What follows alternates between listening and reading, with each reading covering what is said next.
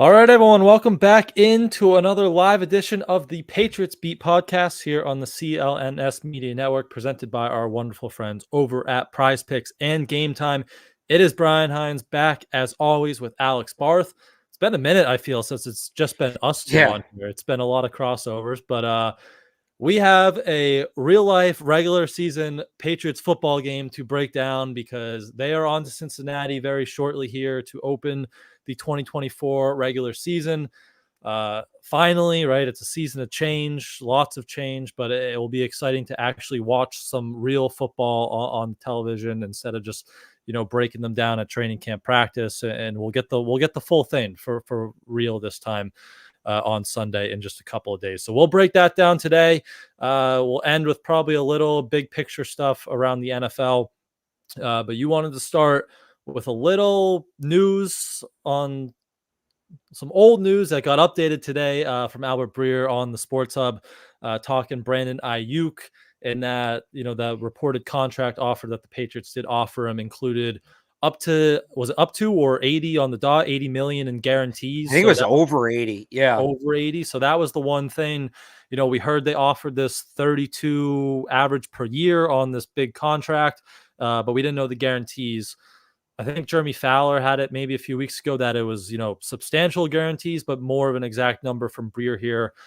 So it was over 80 million offered on that contract to Brandon Aiyuk. You had a take on it. Let's hear what you have to say. So there's been two contracts. There were reports that there were two contracts out there, a 3-year and a 4-year. And we've now seen these two numbers for guaranteed money. One number that's been put out there is in the 60s by Jimmy Stewart, Felger and Maz, and other numbers in the 80s by Albert Breer. Some people say that, Breer's making it up because Jimmy had 60. They can both exist. They can be for the different lengths of the contracts. But the point is this: either one of those numbers is significant. And it's not really a new take. I've had this, but I think now that we have this number, we can finally put this fakakta thing to bed. The Patriots have shown they are willing to make the necessary investment, both in terms of draft capital and or financial compensation, to get a number one receiver here. The reason I was so annoyed by the whole guaranteed money thing was there was a report, I want to say it was from Josina Anderson. It might have been Diana Rossini, shortly after the Aiyuk trade fell through, that basically said he didn't want to play here because he didn't have any faith in the quarterback situation, which I think is true.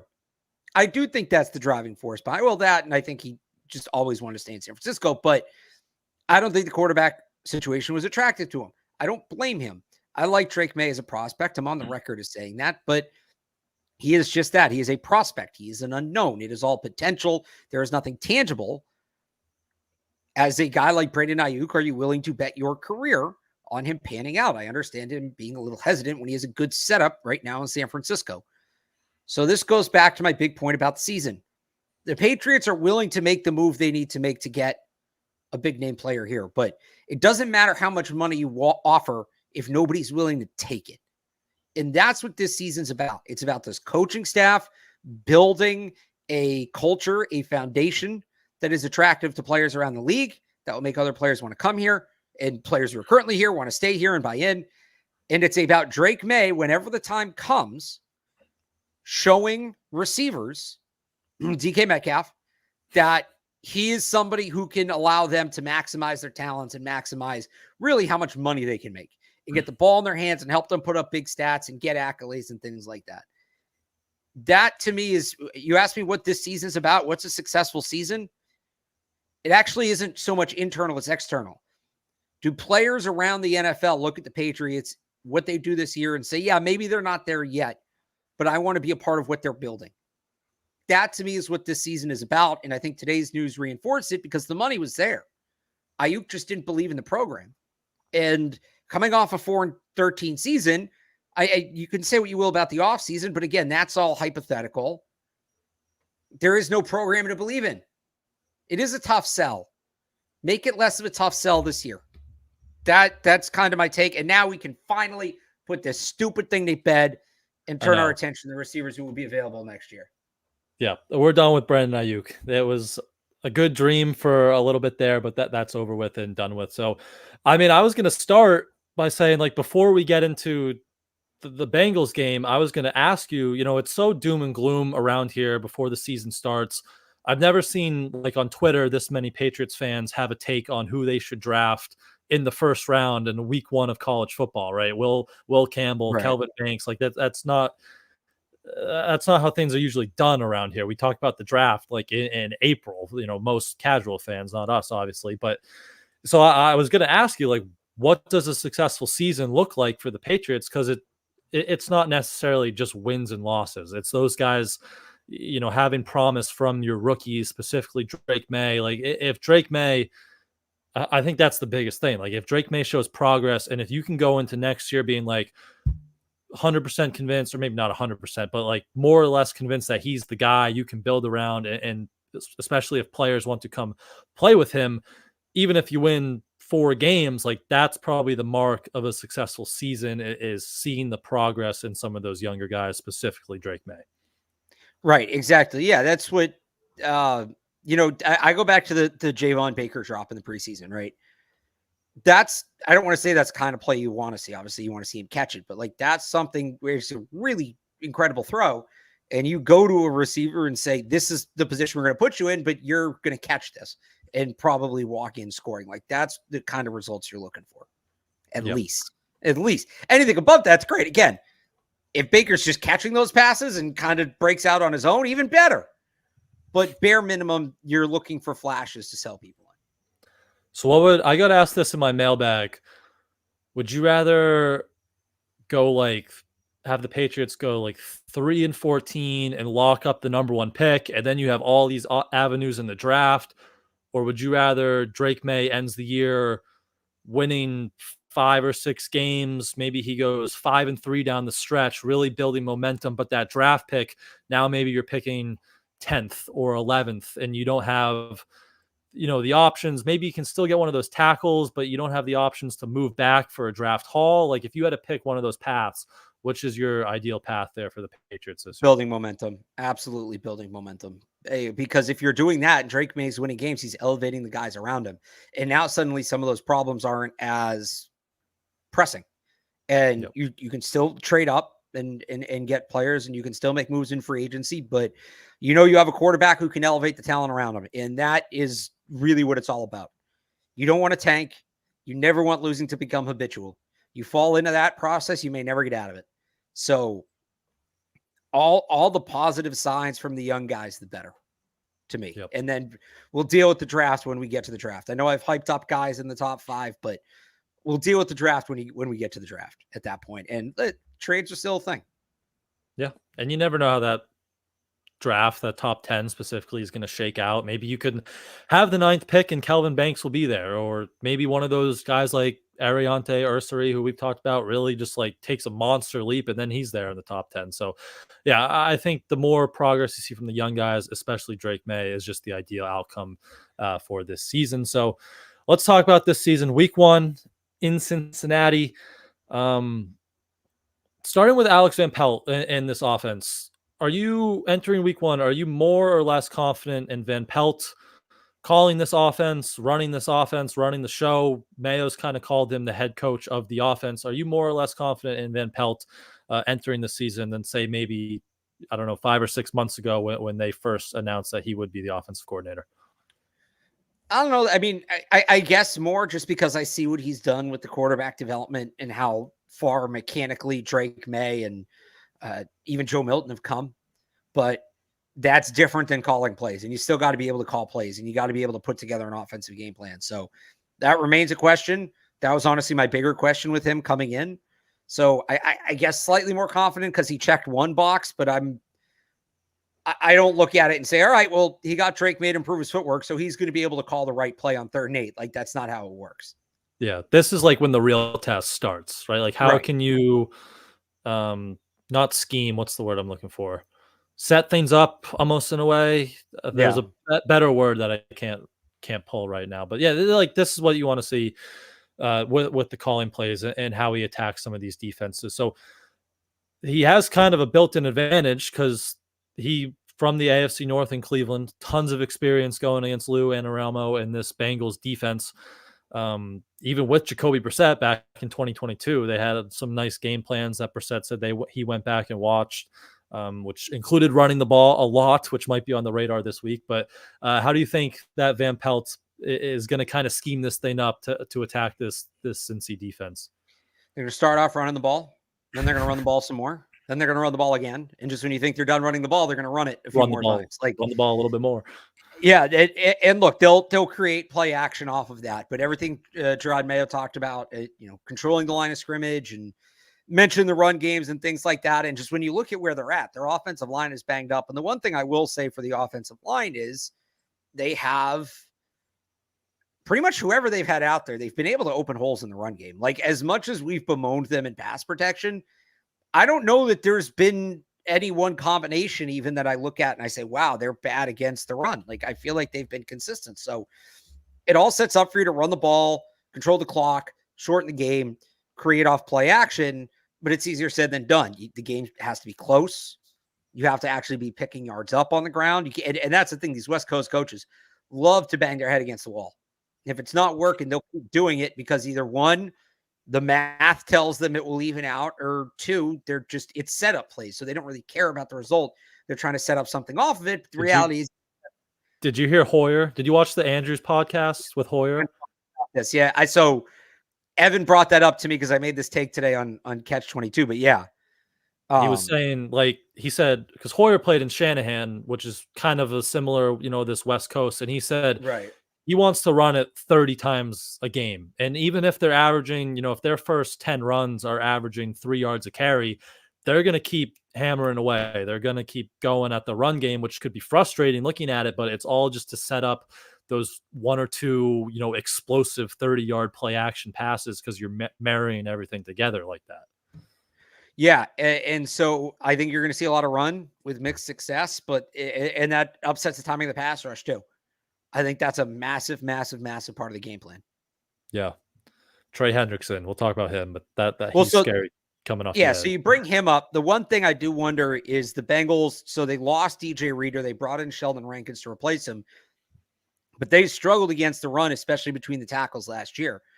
This is an outside zone team. They want to get the ball off tackle, but do they make the adjustment even just to run the ball between the tackles, inside zone, duo, trap, whatever it is? Do they make the adjustment to run the ball in between the tackles this week just to get that more favorable matchup? Yep. And I still think, I feel like their personnel is still built more for this downhill style, right? Yeah. Like man to man, running downhill. So, but they do want to be an outside zone team. And as Hoyer said, they'll kind of keep hammering this in, just even if it takes time. They think they'll be better for it in the long run. So, but we will see how much they'll pivot to some of these different schemes, against the matchups. Because, yeah, Cincy, they weren't good last year against the rush. It was 126 yards per game, which I think was 6th or 7th worst in the league, 4.7 yards per carry. And then going back to that, game against Van Pelt and Brissett in 2022.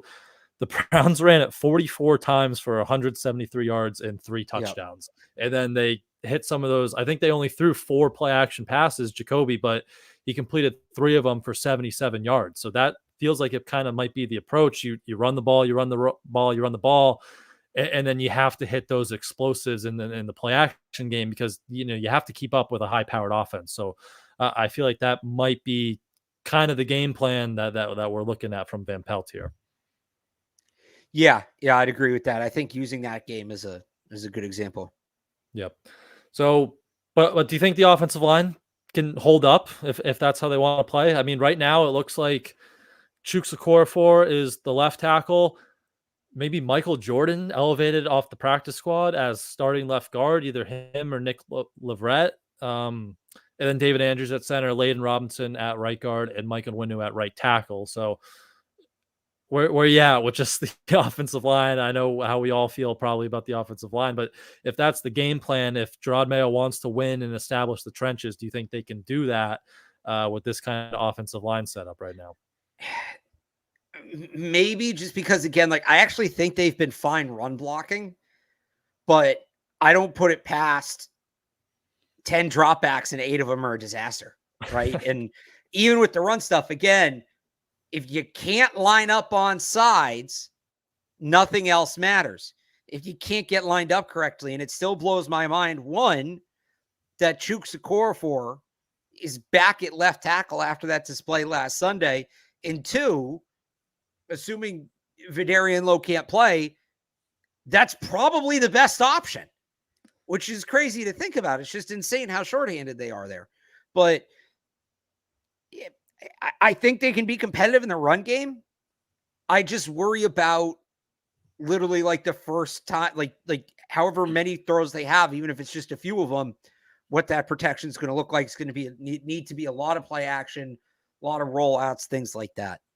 Yeah, because since he's just going to line Trey Hendrickson up over Chooks and challenge him all game, and Chooks played in Pittsburgh, but he played on the right side, so he didn't get to see much of Trey Hendrickson throughout his time there. But he's probably one of the most underrated pass rushers in the league. Like, he could take over this game if Chooks is just kind of on an island there. We can say Vidarian Lowe has been limited all week with that kind of core abdomen issue. City So hasn't practiced with that ankle issue. It'd be a surprise at this point if he suits up. So yeah, that left tackle spot is still the big one. I'd probably, if Vidarian Lowe's good and healthy, I feel like I might prefer him at this point over Chooks, but I'm with you.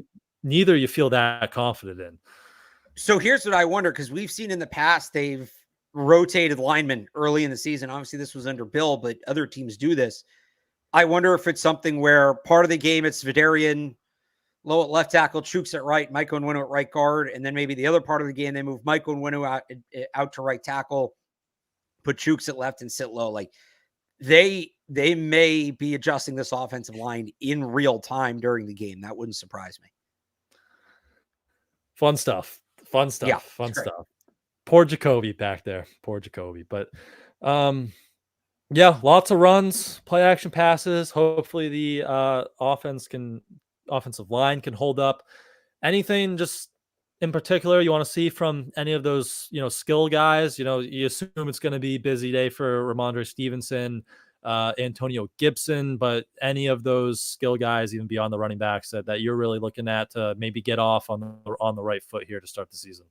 So the Titans were the Titans. I don't know where that came from. The Titans are always in your mind. You're worried about the Titans this year. The Bengals were always the Bengals last year were the worst team defending tight ends in the NFL. And so Hunter Henry took a step back the last couple of years with poor quarterback play. He did a really good job, him and Jacoby, building chemistry in camp. When they do throw it, to me, Hunter Henry's the guy in this game. Hunter Henry's the guy you're looking at to make an impact. All right. Are we doing Taekwon? Are we doing week one Taekwon? I'm still, I'll believe it when I see it. He'll be out there. He'll play a lot. I'll believe the impact when I see it. I'm with you.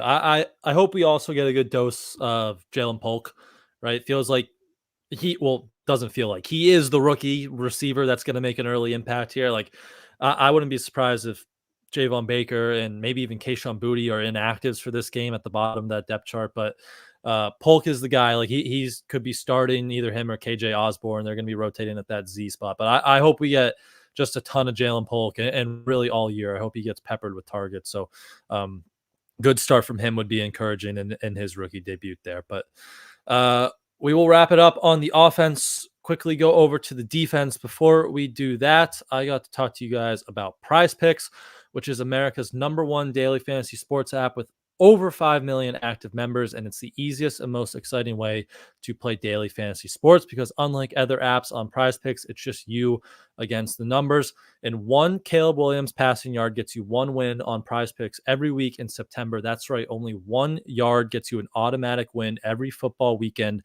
in September. That's 4 weeks of free W. So don't miss this deal on Prize Picks because it's gone when September ends. And there's nothing worse than when you pick someone in your lineup and they go down with an injury. So Prize Picks is the only real money daily fantasy platform with an injury insurance policy so that your lineups stay in play even if one of your players gets injured. If your player leaves in the first half and doesn't return, Prize Picks, your picks are still alive. So there's plenty of Patriots players projection lineups you can create or even extend it to the rest of the NFL. I know Barth is so confident in Josh Allen this year. He'll be taking more than the quarterbacks 2.5 passing touchdowns, which offers an even higher payout for you on your lineup over there. So download Prize Picks today and use code CLNS and get $50 instantly when you play $5. That's code CLNS on Prize Picks to get $50 instantly when you play just $5. You don't even need to win to receive the $50 bonus. It's guaranteed. Prize Picks, run your game. I had to throw that Josh Allen in there because I went on the Patriots YouTube to write something on the DeMarcus Covington interview, and I saw you and Evan arguing about his Josh Allen MVP take on there. So I had to throw in of course, a that's shot. his pick. And then he picks San Fran to win the Super Bowl. That might be, if that happens this year, Josh Allen wins MVP and San Fran wins the Super Bowl. That might just be the end of Alex Barth on the football landscape. But I would have to reconsider some things, but I'm not super worried about that. Yeah, both of those would be rare. But let's go to the Patriots defense.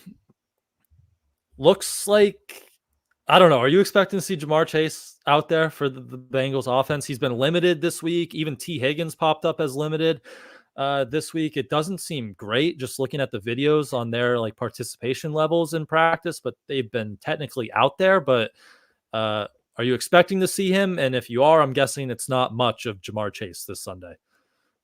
Yeah, I'm expecting to see Chase, but maybe like 5 to 10 snaps. Now he can do a lot of damage in 5 to 10 snaps, but I'm not expecting him to have a full workload. I just think from not practicing all summer to come in and play 60 snaps in a game is a massive ask. And it's not even about just like physical conditioning. I'm sure he's been keeping himself in shape off to the side, but simply, football shape. Can he go out and can he take the hits and all that and go back and forth and running routes and things like that? It's a big ask after not practicing all summer. So I think he plays, if nothing else, just to avoid the fine.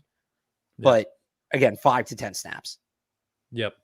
Yeah, you imagine it's going to be kind of limited there. So how are you lining up your secondary? Are you trusting Christian Gonzalez, right? It didn't feel like the best summer for the sophomore corner, even though he's got a lot of praise from the coaching staff. So are you trusting him with just, if Jamar Chase is out there, like, hey, just go take Jamar Chase out of the game? Or how you kind of moving around these parts of the Patriots secondary to match up with this, kind of high-powered Cincy offense? So I'd go with the old Belichick number 1 corner on the number 2 receiver. So I'd put Gonzalez on Higgins, and I'd let him try to win that on an island. And I know it wasn't the best summer, but you drafted this guy in the first round. We saw what we saw last year in games. Like you got to give him a chance, especially when you're not going to have much of a pass rush, just with the personnel they have. I would put Gonzalez on Higgins on an island. Jonathan Jones on Jamar Chase with help over the top, cloud coverage, whatever you want to call it. Is it Yoshivas? Somebody tweeted at me because I got it wrong earlier. I don't know. I don't know how to say it. Andre, right? Isn't that his first name? Andrea? Yosivas. Andre Yosivas. I think they call him Yoshi. Call him Yoshi. Okay, Yoshi. So, I mean, he's a bigger guy. This is a game where you'd like to have like a Sean Wade or an Isaiah Bolden, but I mean, you figure out what you're doing with him in the slot. Maybe you use Alex Ross in the slot a little bit, or just Marcus Jones, and he's proven he's going to cover bigger receivers. And I would just go like that. But to me, it's Gonzalez on Higgins, Chase, Jonathan Jones with help. Yeah.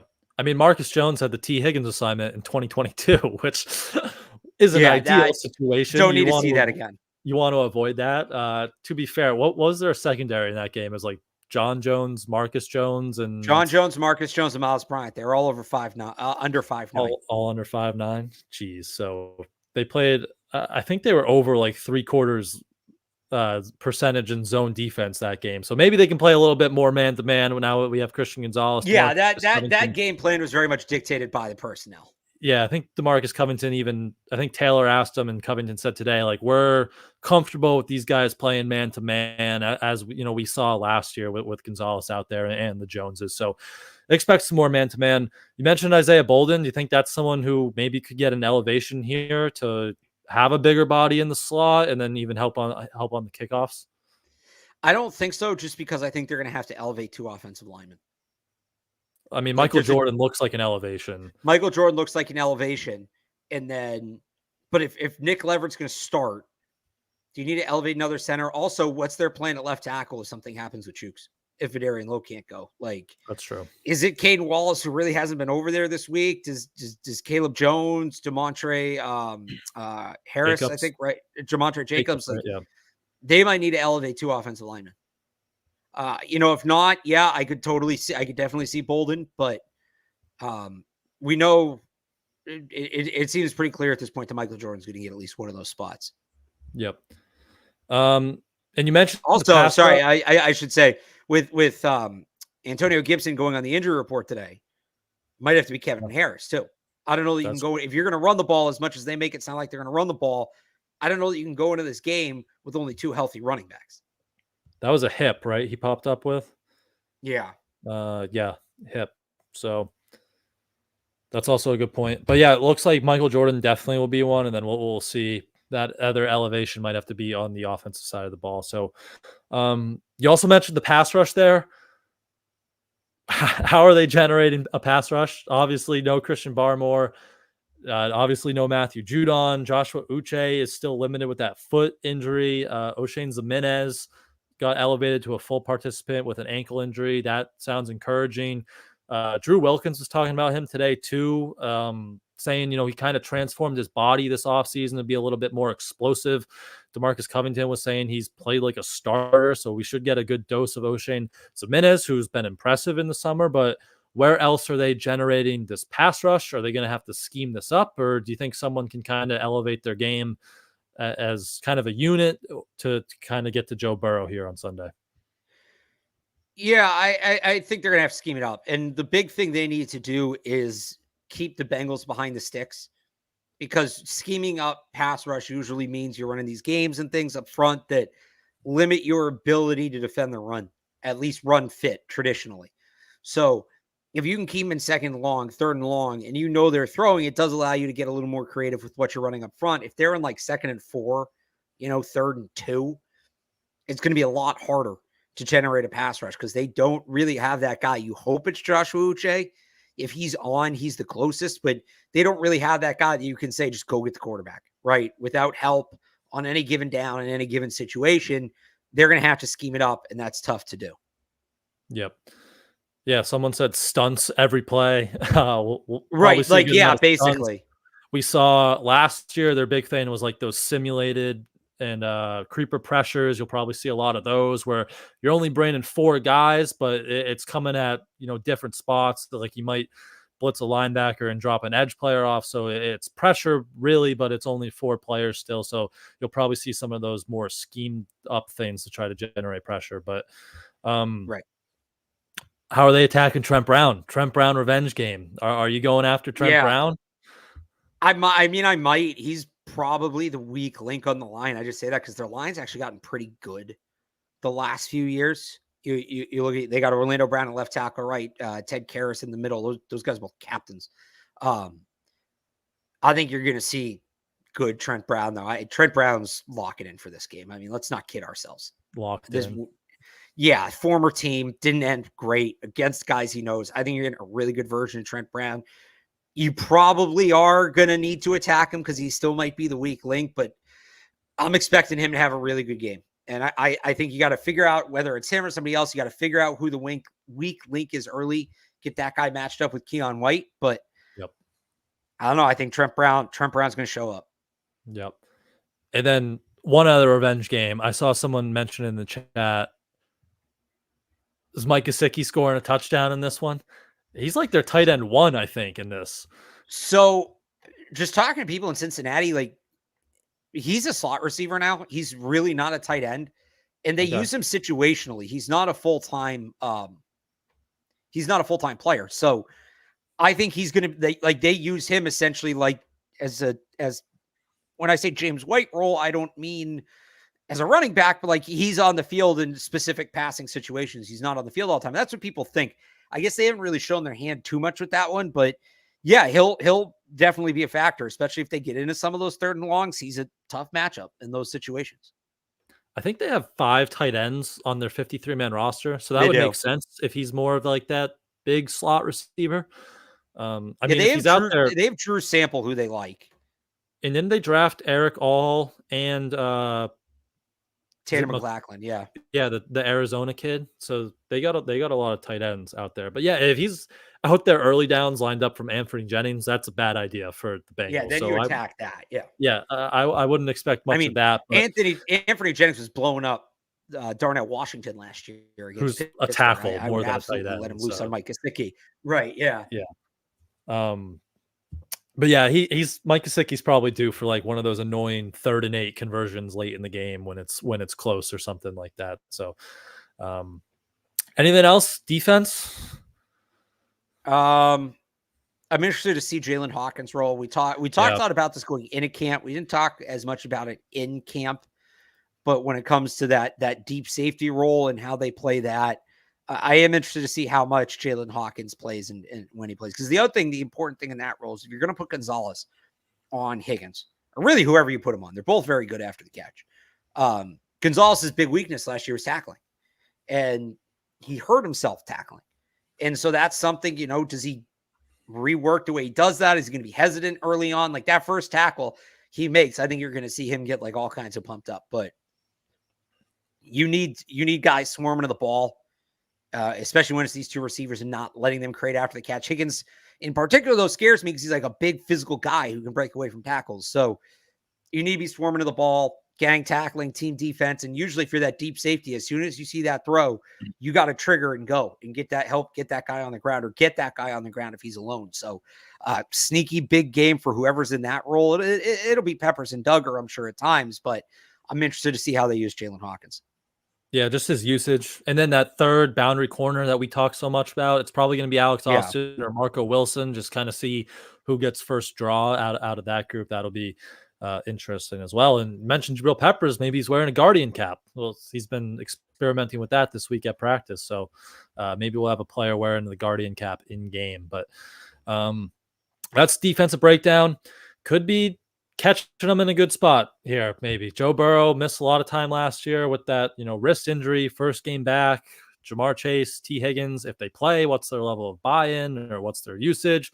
They have a first-time offensive coordinator, definitely a new offensive coordinator. I think he's a first-time offensive coordinator as well. And since he always kind of starts slow, so maybe it's a good time to catch the Bengals here, like it was a good time to catch the Eagles last year in week 1, even though the Patriots still lost. But wrapping up, special teams. Are you expecting fireworks all of a sudden with this new kickoff now that it's the regular season and teams, they might not be as afraid to put stuff on tape because these games matter? Or are you expecting more creative stuff with this new kickoff return? Oh, look, I just think whoever, you're going to see a lot of different things tried around the league. And I think whoever figures it out early is going to have a significant advantage. So the Patriots need every edge they can get. If Jeremy Springer can cook something up that the Bengals aren't ready for, that's huge. I honestly don't know what to expect. I don't. I'm kind of just expecting the unexpected. It's one of those things, but we know they can change the rules till week 4. So I wouldn't, lock in any one specific thing as being like the answer. But if the Patriots have an early advantage, that could flip some things. Yeah, definitely. And any thoughts? Burley wants us to talk about Joey Sly. Any thoughts on Sly? Just make your kicks, hopefully. Yeah, ideally. Just make your kicks. Like if they didn't keep a kicker on the practice squad. Chad Ryland hasn't signed anywhere, has he? No, not yet. So I guess we see what happens there, but like just keep making your kicks. I don't think the competition's truly over. Like if he starts missing first couple of weeks, they're going to bring somebody else in. 100%. And neither of us have Bryce or the Bengals punter in our fantasy league, so not much to talk about there. But I mean, Bryce was awesome this summer, so just like to see him continue that success. And I think, what's the guy's name? Quinn, yeah. I think he has both punters in this game. Because Behringer was the first pick, and then wasn't the. I don't think he actually didn't get Bryce. I don't think. Or whoever it was who had the first overall pick. Oh, he has both? I think has both. Because, Behringer was the first pick, and then the Cincy punter went last because that whole stupid situation. Ryan Recco. And he got Brad Robbins on IR. I'm looking at it now. So he does have both when the time comes. And he is starting both, by the way. Or at least as of right now. He is starting big both. Big week for punt force trauma right there. Yep.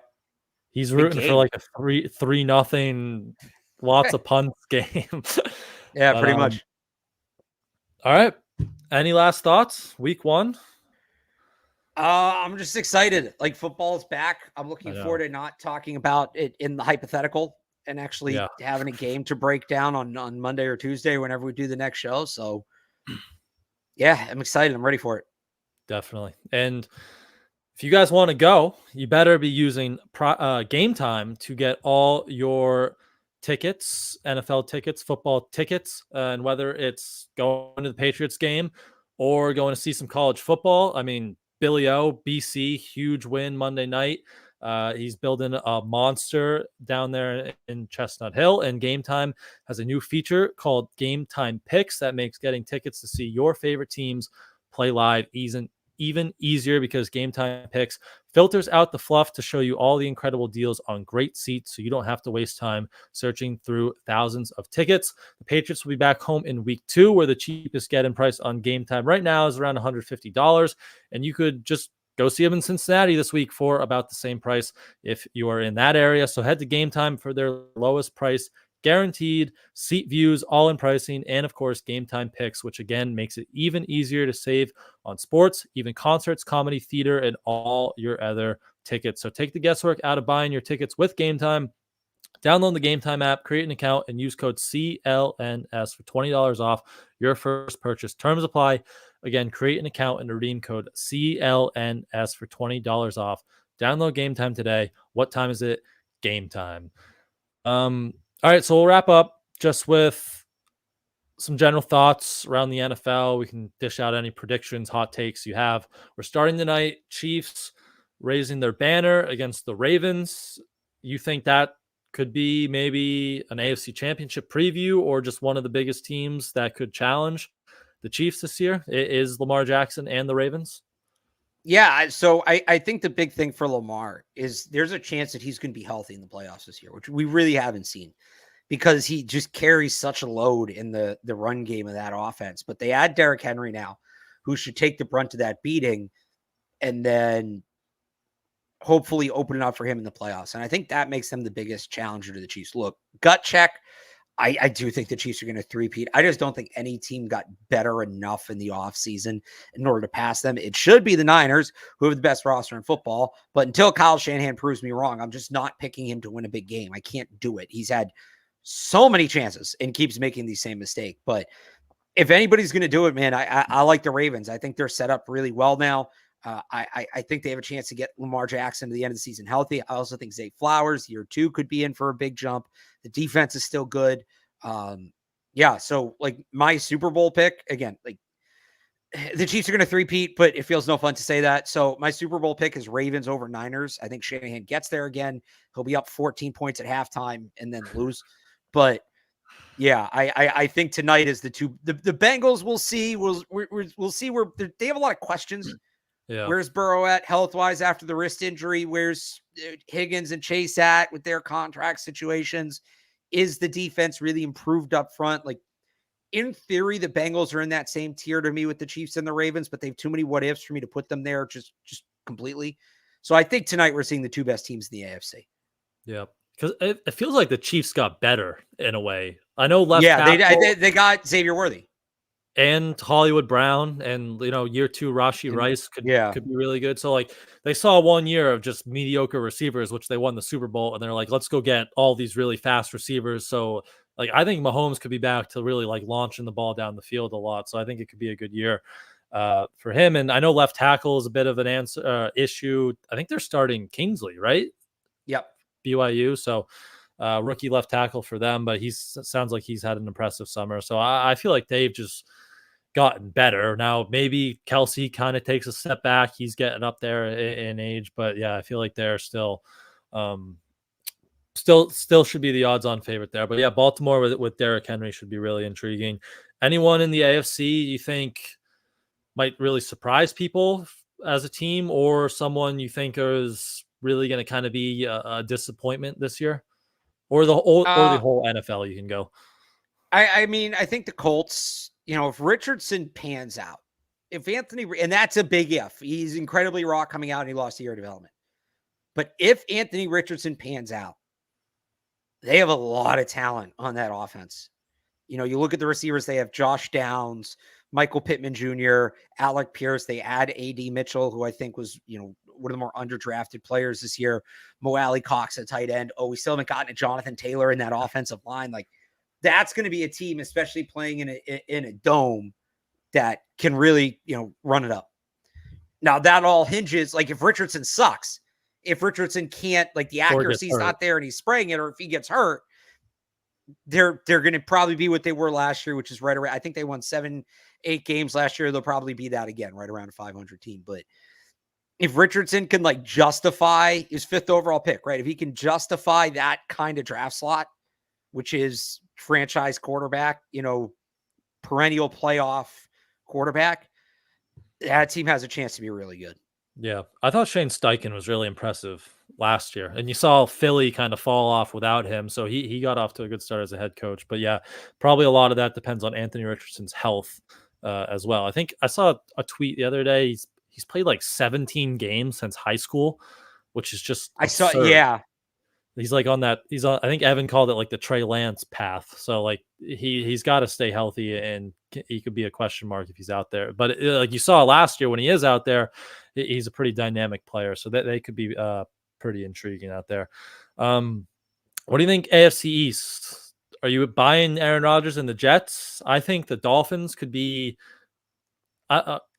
Is the general public high on them? Because I think they could be kind of a disappointment this year based off how the general public views them. But here's where I'm at with the Dolphins. I don't know how people really feel about the Dolphins. I think there's people like a lot about the Dolphins, but people caught on that they like tail off at the end of every year now. Well, so here's the thing about the Dolphins. Last year or the last 2 years under McDaniel, do you know what their record is against teams that finish 500 or better? Probably. Well, it's not good. It's definitely not good. It's 5-10. They essentially win one of every 3 such games. That's a team that can maybe back into the playoffs. That's not a team that's like a real threat to make any sort of run, because you're not beating good teams. By the way, Mike McDaniel should be on the hot seat this year. I'll just say that. Extension. Just got an extension. Oh, that's right. Idiots. Anyway, I guess Tua's not working out then. Well, have you seen the end of their schedule this year? What is it? So they play the Patriots week 12. Okay. And then they have at Green Bay, who should be pretty good. Home against the Jets. Loss. Maybe a win. Miami late in the year. Maybe a win. At Houston. Loss. Home against San Francisco. Loss. At Cleveland in like late December. So Cleveland is cold. Yeah, I'll give him a win on that. And I think Cleveland could be really bad. And then that's true. And then at the Jets. Week 18. So what did I just have them going there down the stretch? How many games is that? I think I had 2 wins. 2 and 4 down the stretch. Yeah, it sounds about right. It's fitting for how they tend to finish years. So to go back to the top of the AFC, so I think the Jets win the division. I think the Bills lost too many pieces. I think you are going to get revenge tour Aaron Rodgers. I think he's going to be great. They've got a ton of talent on defense. You know, they reworked the line. Obviously, really good receivers. They're going to look like a wagon all year. They're going to win 12, 13 games. And then they're going to get the 3rd team in the AFC South as a wild card team, or maybe they get the Dolphins in the first round of the wild card, or even in that divisional round, and they're going to lose. They're going to go one and done. That's my prediction for the Jets. Okay. I could see it. It all just depends on Rodgers, I feel, if he's healthy or not. What do you think? Someone said their sleeper here is the Browns. I love their defense. I just can't do Deshaun Watson. Just what he's shown since he's come back, it's bad. So I don't know. I don't. Again, I love the Browns' defense, but the offense it isn't giving me any hope there. Most of the evidence points to players that miss entire seasons for non-medical reasons don't return to form. That's just Le'Veon Bell, Deshaun Watson, a lot of the guys that opted out during COVID. And I'm not knocking that decision. I'm just pointing to the data. Like they weren't hurt and they missed the season. For whatever reason, even the guys that miss a season due to injury, I think because they're rehabbing, they're still like locked in and there's a goal at the end there. They just don't bounce back. They don't bounce back. And I think you're seeing that with Watson. I think the offensive system doesn't isn't a fit for him. And he talks about, part of the reason that Alex Van Pelt's not there anymore is, well, we invested so much in Deshaun Watson and this offense doesn't really work for him. So we need to change it up, but it's still Stefanski. Yeah. So it's still like, it's not going to change that much. The and I think bones of the offense are the same. Right. Is it Dorsey now who's the play caller? Yeah, Dorsey, I think. That's not that much of a change. It's literally, they went from one Bills backup quarterback to another. Like, it's not going to change that much. I just don't see it for him. I don't see it. I know they won 11 games last year with 5 different quarterbacks and they made it work. Even without Nick Chubb, I think that was I don't want to say a fluke. You can't replicate that. I don't know that they can do that again. Yep. And someone said, are you a Harbaugh guy? Someone said Chargers. No. So this is my hot take in like June was Jim Harbaugh will be a one and done coach with the Chargers. Now, that's before the NCAA kind of announced their pending suspension for him, and that changes the math on it a little bit, but I'm still not ruling it out entirely. I just don't think that thing's going to work. The offense he ran with Kaepernick, first off, I think they had lightning in a bottle with Kaepernick. Kaepernick had a very unique skill set that worked in that offense, but that guy worked in that offense. I don't know how much wiggle room there was there. It's also 10 years later. The NFL is very different. Harbaugh won at Michigan. 2 reasons. One, in college football, 90% of the time. So in the NFL, most of the time, if you have the better quarterback, you win, right? In college football, 90% of the time, the team that has the better offensive line wins, especially in the Big Ten, where they're running the ball the way they are. And he just went out and recruited linemen. That's what he did. And he just pounded the ball down everybody's throat. That's one reason he won. And then he had Connor Stallions. But that's why Harbaugh was able to be effective at the college level. That's not going to translate.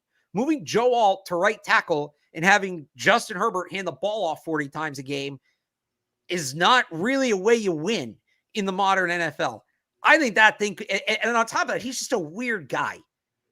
And all the power to him. I'm not like knocking him for being weird, but those like really over-the-top players, coaches, like the old school football, like trying to be football guy, you know what I'm talking about? Like, I don't know.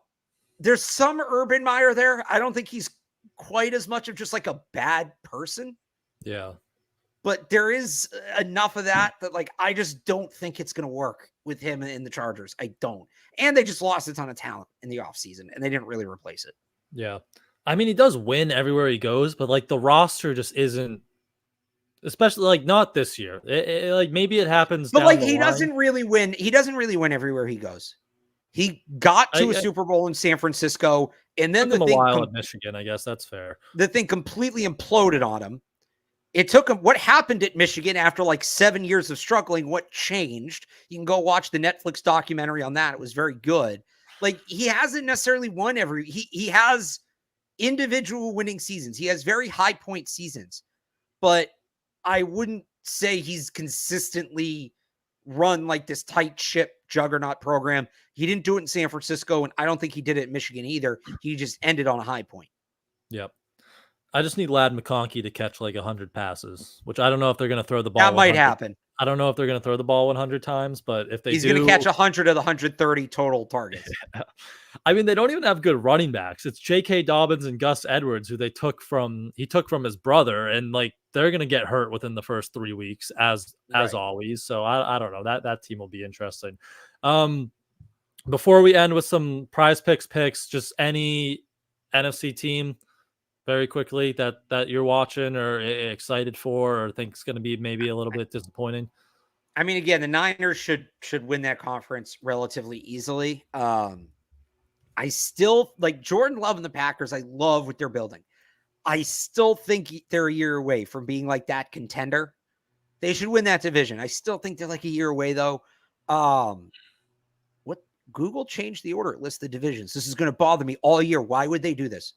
It used to go east, north, south, west, right? East, north. Yeah. It was alphabetical, wasn't it? East, north, it's now south, east, west, north, south. That's annoying. I hate that. No, change it. It's been like that for 20 years. Why are you changing that? That is so annoying. Anyway, other teams I like in the NFC, the Bears interest me. I don't remember the last time a rookie stepped into quite that good of a situation. Now, it's not me saying they're going to win the Super Bowl or even the division, I still think they're probably the third best team in the division, but I think they're going to be really fun to watch. Falcons, sneaky nice, and they're in a bad division they're going to be able to beat up on. They are like kind of, I think, going to be like the niche Super Bowl pick this year. Like, oh, you know who nobody's talking about? The Atlanta Falcons. And like, they're not quite there. I don't think they're on that level, but they could win 10, 11 games. I could totally see that. Especially in that division. Right, exactly, like, yeah. The Panthers and Saints should be 4 wins. But I don't know. So maybe the Falcons. Lions, someone said in the chat, like they should be really good. Someone brought up the Rams. I think the Rams could be good. Like Kyron Williams and Blake Corum, like they could be this run the ball team, and then you hit these play actions, and it's Matt Stafford throwing a Cooper Kupp and Puka Nacua. Like I think that could be a pretty good offense. Matt Stafford has to stay healthy, right? Like he's 36, he's up there in age. You were saying, they're a week or two from Jimmy Garoppolo, and then a week or two from Stetson Bennett down at Gillette today. So Matt Stafford's got to stay healthy for that to happen. But I think the Rams could be a pretty good offense there with their two-headed monster in the backfield there. So should be a good team. I feel like good season. I feel like the NFC got a little stronger, and then the AFC still has all these good quarterbacks that are chasing Patrick Mahomes and the Chiefs. So should be a fun one. I forget who you said earlier. Who was your MVP pick for the season? Lamar Jackson. Lamar? I think he repeats, yeah. I love the setup with him and Henry, and then Flowers with another year of experience. Yeah. Mark Andrews back.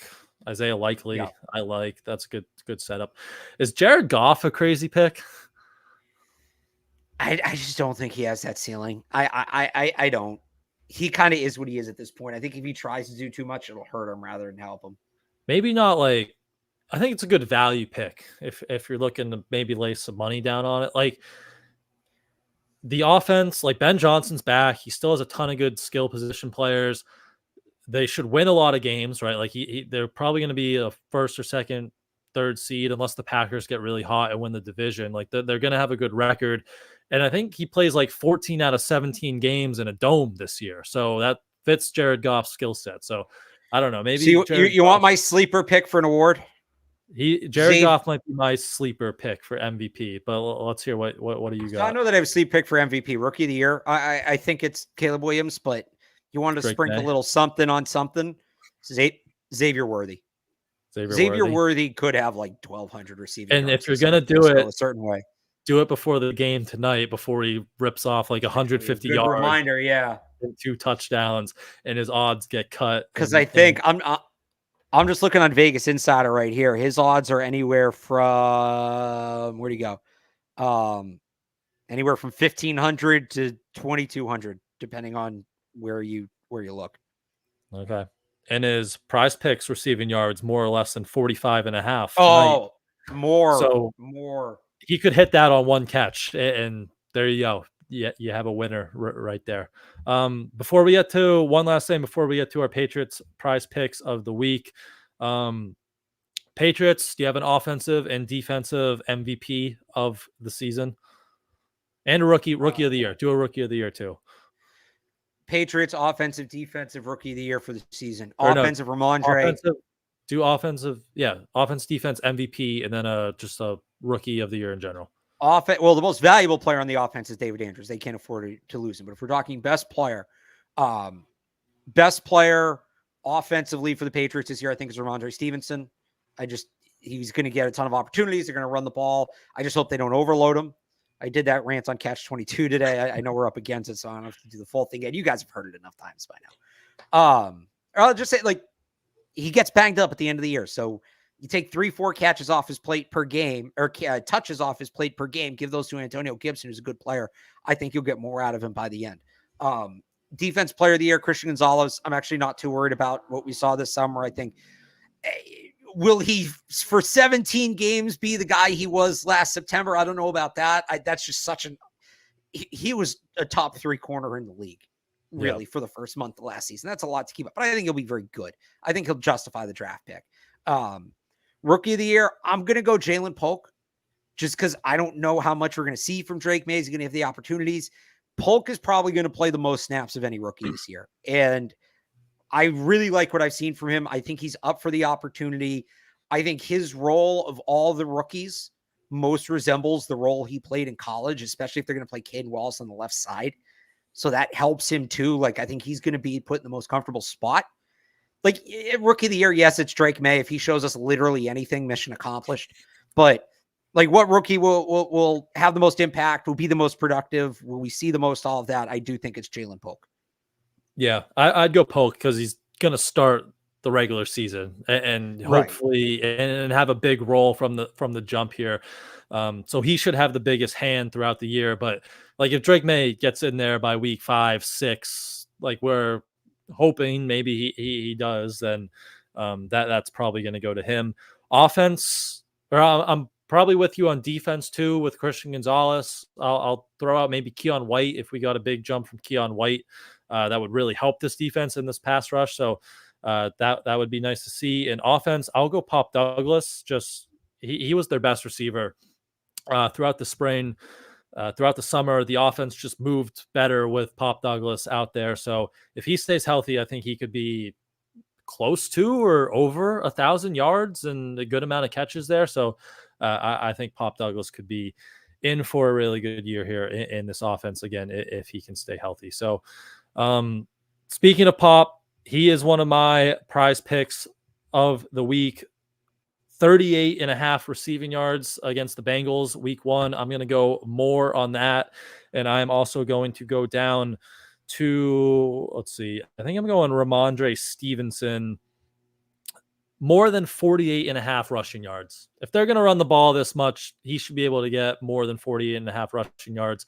So those are my lineup for the Patriots this weekend. Ramondre, more than 48.5 rushing yards, and Pop Douglas, more than, I think it was 38.5 receiving yards. Barth, any players you're looking at? We have Antonio Gibson, more than 20.5 rushing yards. If you think, he's going to get some touches, I know he's on the injury report now, but if they're going to limit Mondre, he's at 20.5. You mentioned Hunter Henry, more or less than 3 receptions, more or less than 27.5 receiving yards. You can go Jalen Polk, 30.5 receiving yards. Jacoby Brissett, is he going to throw a lot? 203.5 passing yards. Anything kind of catching your eye? Joey Sly, more or less than 1.5 field goals made. I'll go with Joey Sly because I do think the Patriots are going to be able to move the ball a little bit. I do. I don't know if they'll be able to get it in the end zone, but I do think they'll be able to move the ball a little bit. Give me Joey Sly. More than 1.5 field goals made. That's also, they call it a demon. You're getting a little wild, they call it, over on Prize Picks. So it's a higher payout. I'm a wild guy. What can I say? I'm a wild guy. Joey Sly, more than their other demon is Mike Gesicki, more than half a rush plus receiving touchdown. So if you're in the revenge game. Where's the Trent Brown one? Give me the Trent Brown one. I'll bet that. Over, more or less than 3.5 pancakes. More over. That's not on there. But Joey Sly, we'll add Joey Sly to our Pat's Beat Prize Picks lineup here. We'll put that out on Twitter so you guys can see it and play along with us if you want to. So that's Pop Douglas, more than 38.5 receiving yards. Mondre, more than, I lost it, I think it was 48.5 rushing yards, and Joey Sly, more than 1.5 field goals made. Go over to Prize Picks, use code CLNS, and get $50 instantly once you play $5. And you can do that, of course, week 1 here with the Patriots going to the Bengals. So we'll wrap it up there. First season game preview of the season. It's exciting. We have all the football light out ahead of us. Thank you, everyone, for tuning in with us tonight and throughout the offseason. We officially made it, so the fun starts now, and we have some games to break down. And we'll be back, as always, probably Monday to recap the first game. Hopefully we have a lot of good things to talk about. But in the meantime, you can follow Alex on Twitter at RealAlexBarth. Head over to 985thesportshub.com to read and listen to all of his Patriots coverage over there. And you can follow me on Twitter at I am Brian Hines, and head over to patspulpit.com to read all of our Patriots coverage on there as well. So thanks everyone again for tuning in with us tonight, and we will see you guys next week.